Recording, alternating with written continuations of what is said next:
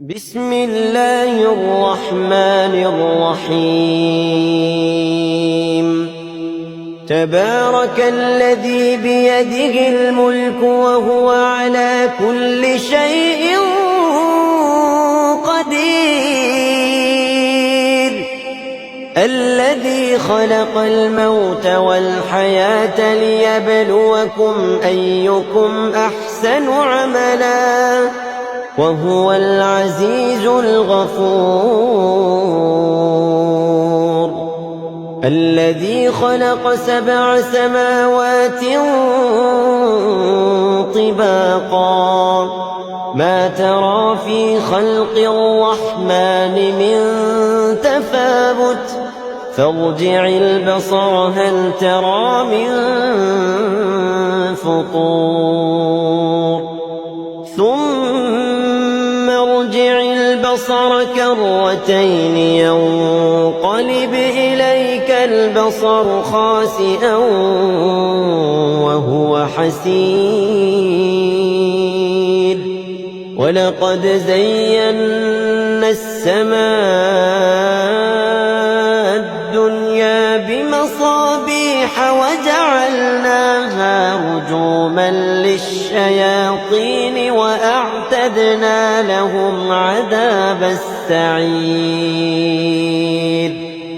وللذين كفروا بربهم عذاب جهنم وبئس المصير إذا ألقوا فيها سمعوا لها شهيقا وهي تفور تكاد تميز من الغيظ كلما ألقي فيها فوج سألهم خزنتها ألم يأتكم نذير قالوا بلى قد جاءنا نذير فكذبنا وقلنا ما نزل الله من شيء إن أنتم إلا في ضلال كبير وقالوا لو كنا نسمع أو نعقل ما كنا في أصحاب السعير فاعترفوا بذنبهم فسحقا لأصحاب السعير إن الذين يخشون ربهم بالغيب لهم مغفرة وأجر كبير وأسروا قولكم أو اجهروا به إنه عليم بذات الصدور ألا يعلم من خلق وهو اللطيف الخبير هو الذي جعل لكم الأرض ذلولا فامشوا في مناكبها وكلوا من رزقه وإليه النشور أأمنتم من في السماء أن يخسف بكم الأرض فإذا هي تمور أم أمنتم من في السماء أن يرسل عليكم حاصبا فستعلمون كيف نذير ولقد كذب الذين من قبلهم فكيف كان نكير أولم يروا إلى الطير فوقهم صافات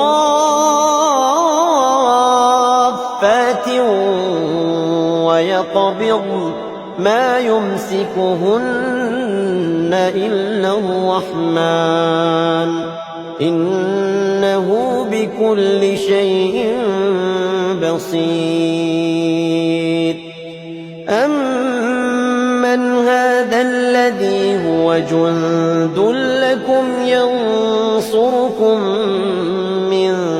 دون الرحمن إن الكافرون إلا في غرور أمن هذا الذي يرزقكم إن أمسك رزقه بل لجوا في عتو ونفور أفمن يمشي مكبا على وجهه أهدى أمن يمشي سويا على صراط مستقيم قل هو الذي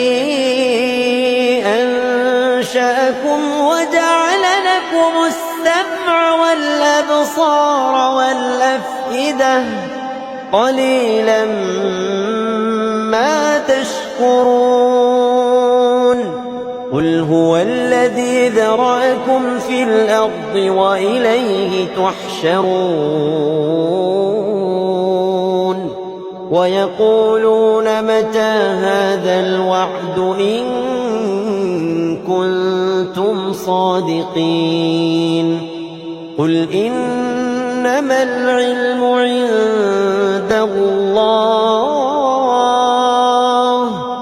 قل إنما العلم عند الله وإنما أنا نذير مبين فلما رأوه زلفة سيئت وجوه الذين كفروا وقيل هذا الذي كنتم به تدعون قل أرأيتم إن أهلكني الله ومن معي أو رحمنا فمن يجير الكافرين من عذاب أليم قل هو الرحمن آمنا به وعليه توكلنا فستعلمون من هو في ضلال مبين قل أرأيتم إن أصبح ماؤكم غورا فمن يأتيكم بماء